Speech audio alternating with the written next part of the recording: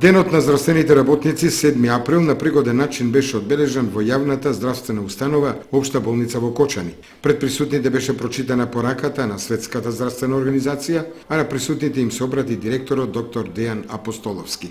Во тек е едукација на лекари во странство, веќе имаме една екипа од анестезија во болницата Флоренс Најтингел во Истанбул. Најголем инфраструктурен зафат е реконструкцијата на парното грејење, инвестиција вредна 88.000 евра, комплетно финансирана од Министерството за здравство. Ќе постигнеме заштеда на нафта од околу 20%, што во превод би значило средства колку за едно ново санитетско возило. Материјално-финансиски болницата е многу стабилна, со ниски обврски, најниски од сите општи болници во Република Македонија.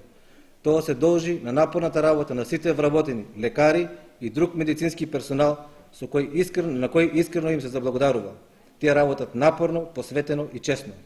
Исто така, со воведувањето на електронскиот систем за јавни набавки, така наречениот ЕСЈН, и спроведувањето на електронските аукции резултираа со големи внатрешни заштеди на материјални и финансиски средства.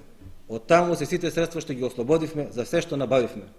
Уште еднаш сакам на сите здравствени работници да им го честитам 7 април, Светскиот ден на здравјето, и да им посакам многу здравје, многу среќа и успех во животот.